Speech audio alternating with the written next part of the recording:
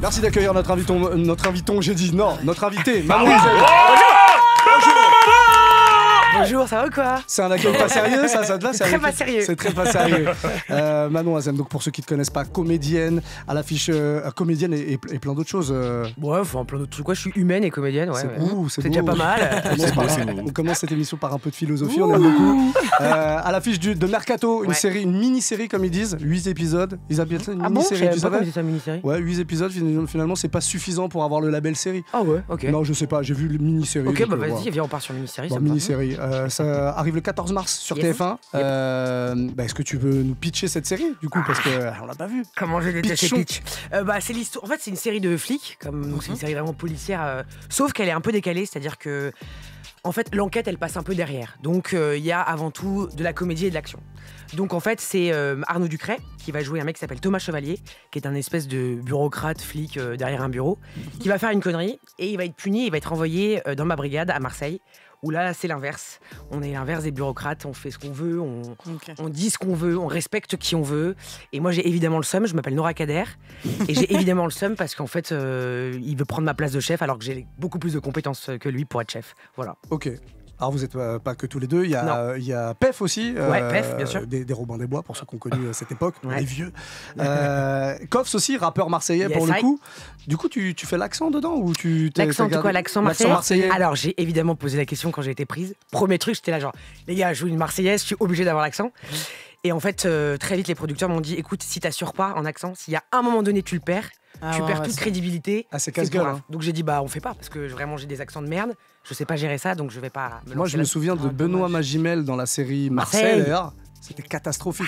C'est chaud, hein, c'est chaud. Toi, tu peux pas le dire parce que t'es comédienne. Voilà, je peux pas dire. Il fait partie de ta corporation, mais c'était très chaud. Ah, c'était une ouais, catastrophe. Ouais. Non, mais il y en a plein. On va pas les citer, mais c'est trop dur. Ouais, c'est très dur. Donc pour pas me ridiculiser, j'ai décidé de ne pas le faire. Voilà, t'es une Marseillaise, mais qui a peut-être vécu un peu à Paris. Franchement, je suis allée à Marseille quand même pendant pas mal de temps là, et il y a très peu d'accent marseillais. En vrai, ça se perd de ouf l'accent. Ah ouais?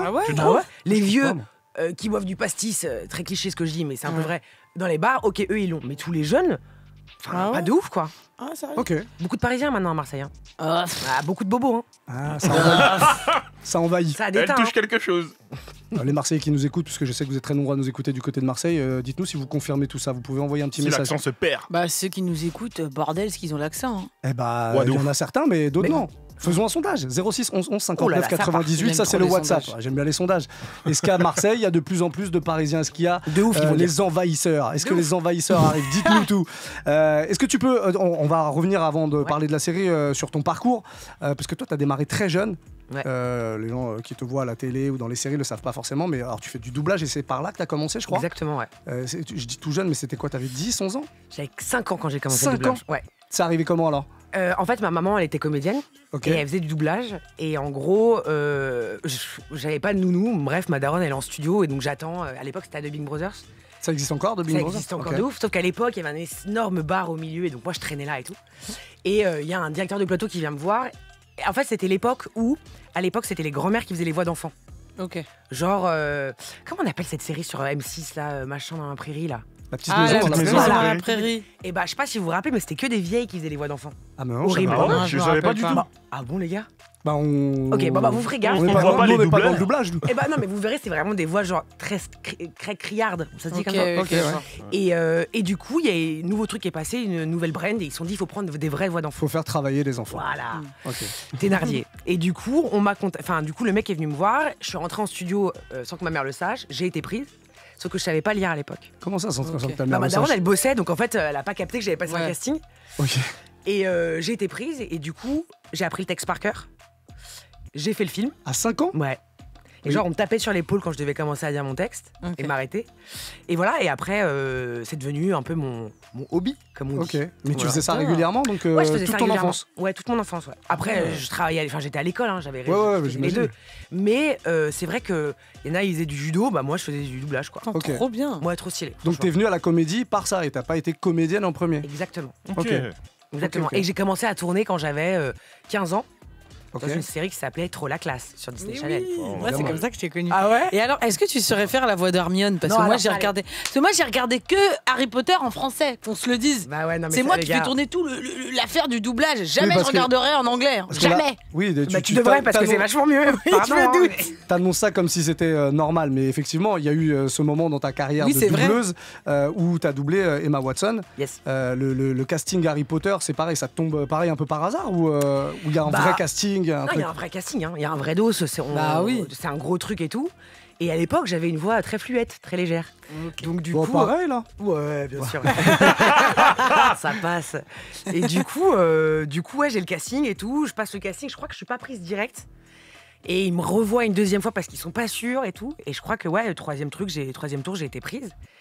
Et énorme aventure. Bah oui, tu m'étonnes. Mais t'avais quel âge à cet âge-là? J'avais 10 ans. Ouais, 10 ans. Okay. 10 ans. Okay. De mes 10 à mes 20 ans. En fait. Du coup, à l'époque, quand on te prend pour ce rôle-là, pour ce doublage-là, tu connais déjà Harry Potter? T'as déjà lu En vrai, pas trop. En vrai, j'ai pas été fan de ouf. Mais je pense que j'ai pas été fan justement parce que j'ai travaillé dessus. Okay. Et c'était un moyen de prendre le truc avec un peu de recul sans péter les plombs, genre je suis une voix de ouf, hein, tu vois. Tu t'imaginais pas donc à cet âge-là que ça allait être un truc de folie qui allait durer moi, quand j'ai eu le casting années. entre les mains, il y avait déjà le premier qui était sorti, je crois. Qui avait déjà ça avait déjà pété de ouf. Et donc j'avais compris que c'était un gros truc, mais moi je l'ai pris comme je prenais le doublage, c'est-à-dire c'est un peu du taf, c'est un peu du kiff. Je kiffe quoi. Voilà. Et pour revenir à Trop la classe, t'avais quel âge à ce moment-là? Trop la classe, j'avais 15 ans. 15 ans. Et du coup, t'étais encore à l'école. Ouais. Comment t'as vécu cette période et tout? Parce qu'on te voit sur Disney Channel, en plus à l'époque où ça passait, quand tu passes à la télé, vraiment t'es une resta, tu vois. Franchement. Parce qu'il n'y avait pas les réseaux, tout ça. C'est vrai qu'il y avait pas ça veut dire tout le monde te voyait, tu vois. Tout le monde voyait. J'étais Hermione. Hein. Déjà vraiment au collège, c'était Hermione. Ah ouais. / Hagrid. Pour me tacler un peu, on m'appelait Hagrid. Les bâtards, grosse coupe et tout. Donc, mais en vrai de vrai, j'étais un peu populaire, ok. Mais ça va, j'étais pas la resta non plus du collège, quoi. Mais pour Hermione, c'est toi qui l'avais dit, parce que là, les gens ne sont pas censés le savoir. Autant pour Disney Channel. Il y avait quand même un peu de télé, il y avait quand même 2-3 trucs, tu vois, genre un petit TF1 par-ci par-là. Ok, d'accord. En vrai de vrai, dans un petit collège, ça va vite, hein. Ouais, sûrement. C'est vrai. Bah oui, ça va vite. Enfin, je veux dire, à l'époque, t'avais une info, ça partait trop vite. Même encore aujourd'hui. Une info, hein, pas une info. Oui, une info. Oui. Voilà. Ça aussi, à l'époque, ça va vite. Ouais, mais... c'est pour ça que je précise. Non, ça va, Olivia. On aime bien les blagues. Tu mérites des coups de couteau. Toi, t'as vécu du coup le succès d'Harry Potter de l'intérieur. Est-ce que les fans d'Harry Potter français vouent aussi un culte aux doubleurs? Je crois de ouf. Mais moi, j'avoue que je suis pas trop dans ce délire-là. Justement parce qu'en fait, alors pour plusieurs trucs. Déjà, je l'ai peu dit, mais c'est vrai que j'ai jamais été très à l'aise avec... comment je pourrais dire? Avec les enregistrements d'Harry Potter. C'est-à-dire que moi, quand j'étais petite, il y avait une énorme pression. Et à l'époque, il n'y avait pas les réglementations qu'il y a aujourd'hui avec les enfants. C'est-à-dire que moi, on m'appelait à 10h du soir, j'attendais 2 heures dans les studios, on nous prenait, on finissait à minuit et demi, il n'y avait pas un espèce... Enfin, c'était un peu le zbeul. Et moi, j'étais hyper stressée, et justement, très vite, j'ai commencé à muer, et avoir une voix plus grave, et ils n'étaient pas contents du tout, parce que je ne ressemblais plus du tout à la voix d'Harry Potter. Et du coup, ils me mettaient grave de ouf la pression, genre, non, mais il faut que tu changes ta voix, allège-la. Donc du coup, j'avais l'impression d'alléger, d'être mauvaise, d'être fausse. Et puis en plus, ils me disaient genre... Enfin, c'est con, mais aujourd'hui, je me rends compte. Mais à l'époque, il me disait genre, il faut vraiment que tu aies la même intonation qu'elle. Genre, je sais pas, elle va dire Harry. Et ben, eux, ils voulaient que je fasse Harry. Et j'étais là, genre, ça marche pas les gars, ça marche pas, tu vois. Bah ouais, ça fait pas du coup, j'ai jamais été vraiment en adéquation avec la direction artistique. Et je m'en suis jamais genre, vraiment vantée. Et il y a eu tellement un grand engouement sur ce truc-là que j'ai pas osé dire, au fait, les gars, moi, j'ai pas kiffé. Donc, j'ai préféré rien dire. Et j'ai pas fait trop de je sais pas comment on appelle ça, ces trucs de fans là où il y a tous les fans d'Harry Potter qui vont des conventions, des trucs comme ça. Je vais pas trop là-dedans parce que je veux pas genre bitcher sur le dos. Donc voilà, je suis pas trop mélangée avec ce monde-là. Mais t'as quand même des fans, des vrais fans hardcore qui viennent ou qui te croisent dans la rue et qui pour ça. Mais vraiment, je ne comprends pas les gens m'arrêtent dans la rue pour la voix d'Hermione. Ça je comprends pas. Ça c'est flippant. Je me dis les gars, j'ai pas parlé. En plus, j'ai pas la même voix. C'est quand même fou. Voilà, encore aujourd'hui. Mais encore aujourd'hui. Ah ouais. C'est un délire. Mais il te demande de la faire du coup. Tu peux faire Hermione. Tu peux faire Hermione. Allez, tu vas faire là. Je comprends. J'aurais fait pareil. Mais en fait, je vais vous le dire, si je le fais, vous n'allez pas le reconnaître. Je vais m'afficher et ça va faire un bide. Ok. Bien, on garde. Voilà. Est-ce que t'as la voix que t'avais quand t'avais 10 ans? Non, mais c'est pour ça. Impossible. Ouais, mais les doubleurs, vous travaillez votre voix en général. Ouais, c'est des exercices. Les voix d'enfant, c'est plus mon modèle, vraiment. Ouais, je comprends. Mais du coup, tu l'as fait jusqu'à la fin de Harry Potter, de son règne. C'est exactement ça à quoi je pensais. Ouais, je les ai fait tous. Après, je l'ai suivi un peu, Emma Watson. Et puis il y a un moment donné où vraiment c'était ridicule. Ma voix sur on peut se le dire, hein. Ma voix sur elle, c'était vraiment genre disproportionné. Ah ouais. Et il y a un moment donné, je sais plus c'était pour quel film. Et à un moment donné, je leur ai dit, les gars, je vais aller voir la production. J'ai dit, franchement, si vous voulez prendre une autre actrice, une autre meuf pour la doubler, je comprends. Parce que même moi, je kiffe pas en fait. Je suis obligée de prendre dans les aigus et tout, c'est ridicule. Ça s'appelle la lucidité. Ouais, et ils m'ont dit. Avec plaisir. Après, il s'avère que la meuf a pas fait une carrière de ouf en tant que comédienne parce qu'elle ne bosse pas tant que ça et qu'elle a décidé de pas bosser. Mais là, par contre, on m'a appelé pour la pub Prada. Avec plaisir. Je l'ai fait dire. Pour Emma Watson, du coup. Bien sûr, voix suave et tout. On voit pas. Tu vois, j'ai pas à rentrer dans sa bouche. C'est la bière. Rentrer dans sa bouche. Très bien, voilà. Ok, très bien. On va faire une petite pause et puis on va reparler de Mercato juste derrière. C'est la série qui arrive sur TF1 le 14 mars avec Manon Azem et plein d'autres comédiens. Et on est avec Manon Azem depuis quelques minutes maintenant pour parler de Mercato, cette série qui arrive sur TF1 le 14 mars. Alors ce sera sur TF1, mais ce sera sur les autres plateformes de TF1, j'imagine aussi. Bah je crois. Ouais. Skip, je sais pas les infos là. Moi, j'ai pas les infos, ça j'ai pas ça. Okay. Pour revenir à cette série, du coup, on le disait, parmi les comédiens, vous êtes assez nombreux. Il y a Arnaud Ducret, il y a Koff, PF et plein d'autres. Tu peux en citer d'autres d'ailleurs. L'escadrille. Voilà. Absolument. Qui est le plus dissipé d'entre tous? Bah, j'ai envie de dire moi, mais sinon je dirais Pef. Ah ouais? Pourquoi? Ouais, bizarrement on a l'impression qu'il va faire des blagues toutes les 2 secondes, mais il est assez réglo, il est assez bienveillant, il carré, presque stressé je dirais. Et il est comment Arnaud Ducret? Il est fou. J'en étais sûr. Dissipé, il est fou. Dissipé, c'est ça, c'est le plus fou. Non, dissipé, c'est justement pas concentré. Ouais, celui qui est... Ah, le plus dissipé, c'est Arnaud. Ah oui, voilà. Ah, ok, moi j'aurais dit lui, parce que même dans ses sketchs, il est trop Arnaud, fou. c'est-à-dire que je n'ai jamais... Vraiment, je vous le dis, regardez bien ma tête, la sincérité dans mes yeux, je n'ai jamais autant ri avec un acteur sur un plateau. Mais lui, il est vraiment drôle. Hein. Mais c'est pas qu'il est drôle, c'est que tu te pisses dessus. Le matin, j'étais épuisée après 3 mois de tournage, j'étais fatiguée et tout. Me lever à 6h du matin, j'étais juste contente de savoir que j'allais rigoler avec lui. Ok, bon, c'est pas qu'il est gaulerie, c'est quelque chose. Voilà, je vous dis c'est quelque chose. tu le conseilles quoi en tant que collègue? Ah moi en tant qu'ami, vraiment si vous le croisez dans la rue, allez-y quoi. Allez lui quoi parler. En tant qu'ami? Fais-nous rire, on veut se pisser dessus, allez-y. Ah non, mais c'est trop. Et du coup, t'as une anecdote avec lui, un moment où ça a été compliqué, une scène où ça a été très compliqué? Ça se voit qu'il y en a trop. Ça se voit qu'il y en a trop. Et surtout qu'en fait, c'est horrible de vous raconter des blagues, ça va évidemment beaucoup être moins marrant, mais... Ah, mais qu'est-ce qui fait que c'est difficile de se concentrer, par exemple, quand tu tournes une scène avec lui? Bah par exemple, il va me faire danser. C'est-à-dire qu'il va faire comment on appelle ça, les mecs qui dansent, les profs de danse. Ouais, le prof de danse, le prof de salsa. Et il va faire le prof de salsa, par exemple, mais avec l'accent, il va me le faire pendant 25 minutes et il va me faire danser. Mais sans m'arrêter. Okay. Ou il va me faire, je sais pas, genre 25 bruits de prout juste avant l'action. Mais avec sa bouche. T'as jamais vu ça? Tout pour te perturber, c'est quoi l'histoire? Une compétence vraiment. Ah, des différents. Mais des différents. Ah ouais. En fonction des émotions et tout. Et c'est presque du génie à mes yeux. Ça, moi, je vous le dis. Des compétences, comme tu dis. Des compétences. Ouais. Après, je me dis, heureusement que je fais pas un truc sérieux ou triste avec lui, tu vois. Je fais pas un drame avec lui. Ouais. Tu penses qu'il pourrait faire la même chose sur un plateau mais bien sûr qu'il le ferait, mais moi, je pense que je serais incapable de me concentrer. De switcher? Ouais. Impossible. Là, ça marche, je sais pas comment ça marche. Ça marche, mais c'est costaud, hein. Il y a Koff aussi dans le casting, donc Koff c'est un rappeur, à la base il est rappeur, et puis il passe à la comédie depuis pas mal de temps. Ça fait un petit moment, en plus beaucoup dans les séries policières, etc. Oui, parce qu'il amène la street crédibilité, il est chaud direct, il ouvre la bouche en 2 secondes, on le respecte, c'est normal. Justement, Koff il fait partie des rappeurs qui ont sauté qui ont passé le cap du cinéma. Comment ils sont accueillis les rappeurs dans le cinéma? Est-ce qu'il y a un a priori pour les comédiens vraiment qui font que ça? J'en sais rien, en vrai de vrai. Moi, j'ai pas eu d'a priori. Les autres, je sais pas, ils me l'ont jamais dit. Après, je sais qu'en France, on aime bien mettre les gens dans des cases. Ouais. C'est un truc bien français. Ça, c'est vrai, ça. Donc, on a envie de te dire, ah, mais attends, t'es chanteur ou t'es chanteuse? Bah non, tu vas faire de la musique, tu vas faire de la télé, c'est particulier, ou tu vas faire de la danse. On aime bien, on trouve ça toujours un peu suspect. Alors que les ricains, ils sont très à l'aise avec ça. Ouais. Mais je sais que, par exemple, Koff, sur le plateau, tout le monde était hyper content. Enfin, moi, j'étais hyper contente de l'avoir, de bosser avec lui, d'échanger aussi de nos différents... Enfin, je veux dire, c'est quand même un milieu qui est différent, mais en même temps, ça reste un milieu artistique. Donc, il y a ce rapport au regard, à la projection, à l'art, tout simplement. Donc, en vrai, on s'entend bien de ouf. Ok, c'est bien. Cool. Pardon.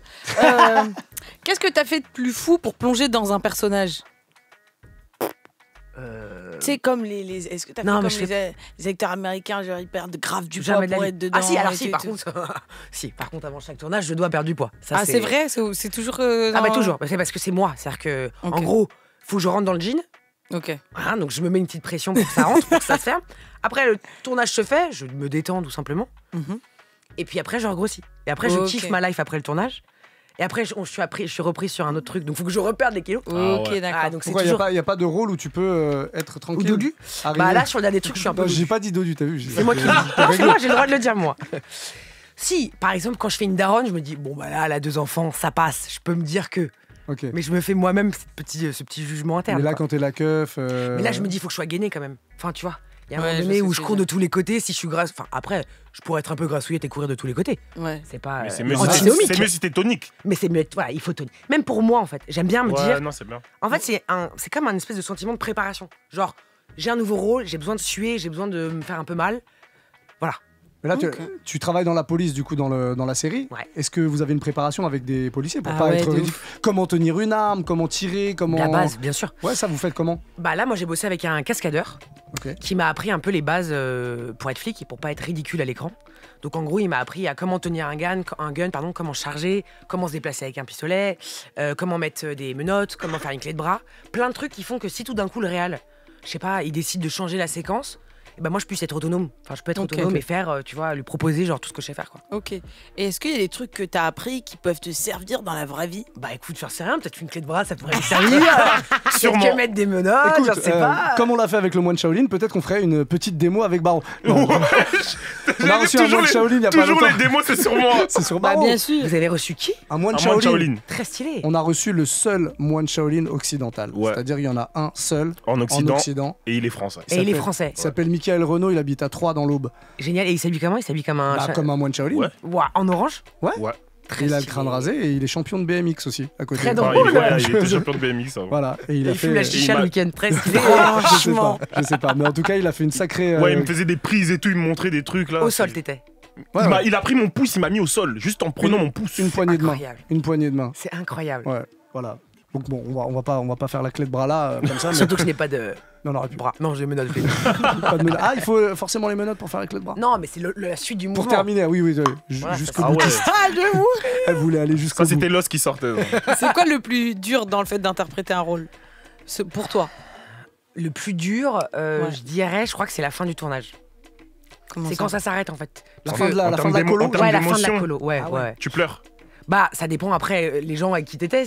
Mais en règle générale, surtout quand tu fais des tournages loin de chez toi, du coup, il y a un truc où tu les vois tous les jours, tu bouffes avec eux, souvent t'es dans le même hôtel et tout. Donc, effectivement, c'est colonie de vacances ou c'est télé-réalité, quoi. Ouais. Et effectivement, quand ça s'arrête, tout d'un coup, il y a une espèce de down qui s'immisce doucement en toi. Ça dure 2-3 jours, tu sais plus trop et tout. Une petite déprime un peu. Petite déprime un peu, très légère, tu vois, où tu dis genre, ils sont où mes potes, le bruit, tes habitudes. T'avais une routine. Et après, t'as ta vie qui reprend le dessus et c'est génial parce que du coup, tu retrouves tes vrais potes aussi d'avant, tu retrouves ta maison, ton frigo, enfin ta vie, quoi. T'as eu des tournages où, à l'inverse, t'étais pressé que ça se termine? Ah, il y a bien sûr. Ah ouais? J'en ai eu un, c'était terrible. Un enfer. On peut dire quel projet ou pas? C'était... je peux le dire.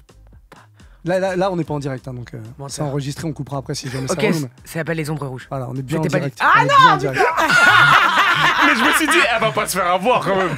C'est tellement naïve. Parce qu'elle met la main, mais elle parle devant le micro. Il y a littéralement des caméras dans tous les angles. C'était il y a longtemps?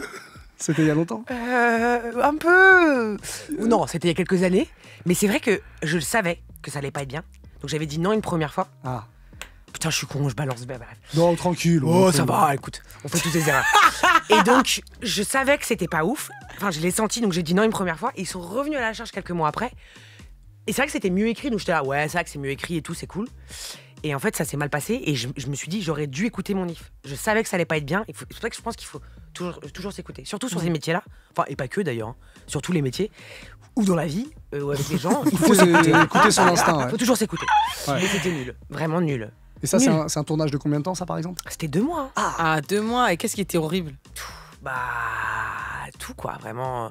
Non, c'était le réal. J'ai pas kiffé le réal, on s'est pas bien entendu. Hein?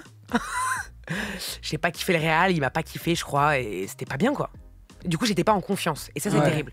Quand du coup, t'as plus ta confiance que tu mets dans le réalisateur. Tu joues moins bien, du coup, non? Ah bah, tu ne crois rien en ce qu'il dit. C'est-à-dire qu'il va te dire un truc, tu dis, bah non, en fait, t'as un goût de merde, donc j'ai pas du tout envie d'écouter ce que tu dis. Ah ouais. Et en fait, lui, il voit que tu te donnes pas, et en fait, c'est terrible. Après, ça m'est arrivé une fois, je touche du bois, et ça va. Toucher sa tête et pas du bois, mais bon, c'est pas grave. Si, mais parce que ce qui paraît, quand t'as pas du bois. Touche ta tête. Faut toucher sa tête. T'es pas au courant? Si, mais je dis touche ma tête, quoi. Non, ça fait un peu con si tu dis touche ma tête.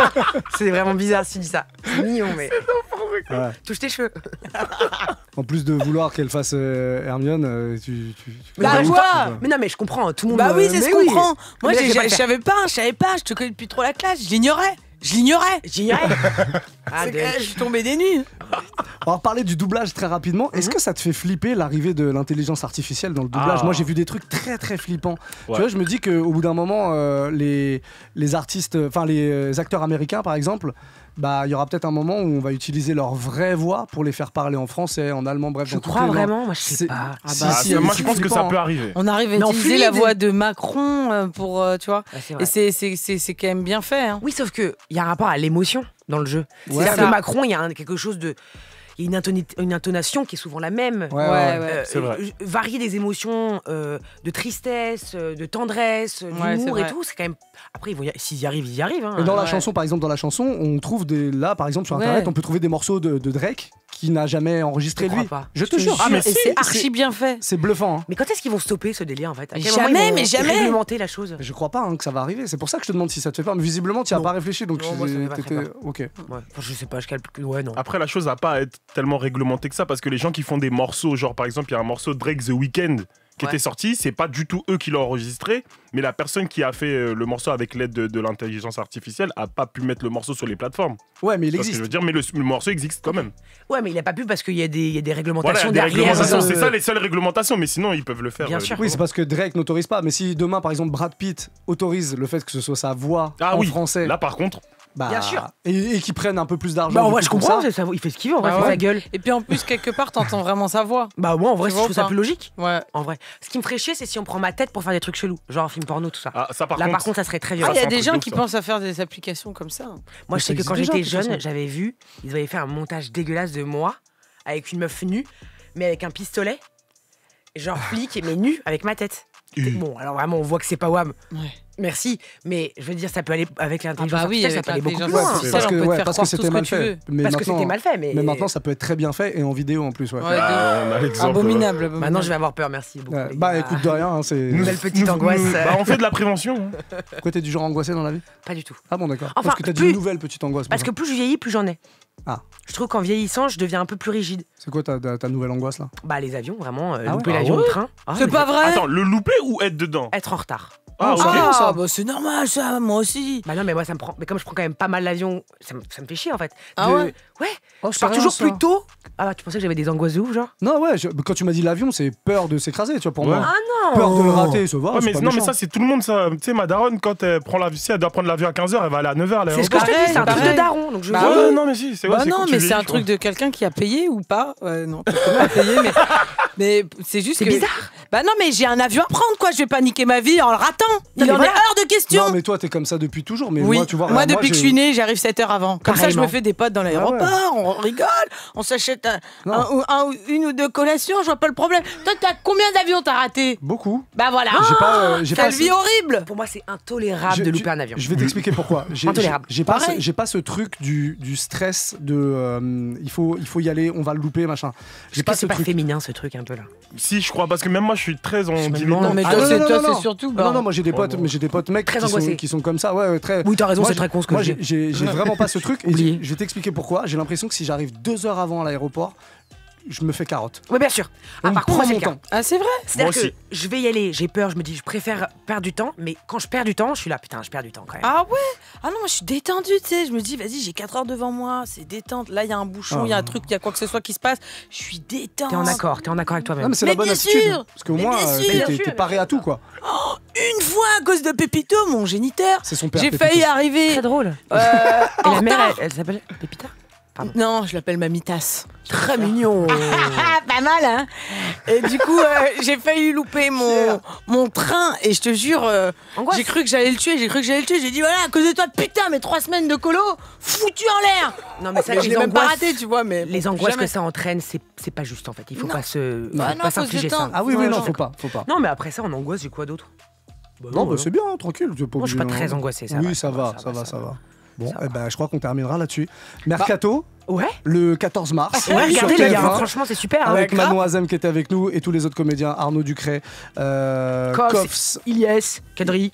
Et Pef aussi. Ah ouais, Pef, on l'adore. Réalisé par David Ourg et Simon Attier. Ourg, alors l'autre. Ourg, ça pourrait être Simon Attier qu'on adore aussi, on les adore tous. Vraiment, c'est vraiment très cool, vous allez rigoler. Vas-y, on va regarder. À partir du 14 mars en tout cas, force à toi pour cette série. Et pour le reste, il y a d'autres projets, il y a d'autres trucs qui arrivent là? Ouais, juste après j'ai fait un film beaucoup plus premier degré qui va s'appeler Abîme, avec Samy Bouajila et Julie Gaillet. Et là je suis en train de faire un film qui s'appelle Le Routard avec Hakim Gemili, Clavier et Michel Blanc. Plus dans la comédie du coup. Plus comédie. J'ai l'impression. Tu t'arrêtes pas, hein, on adore. Chouette, doucement, on monte doucement les étapes. C'est lourd. Doucement mais sûrement. Merci Manon d'être passé nous voir. Merci, c'était très cool. Merci. Dès que tu as un autre truc, tu reviens nous voir. Ouais, t'es ici comme à la maison. Ça fait plaisir.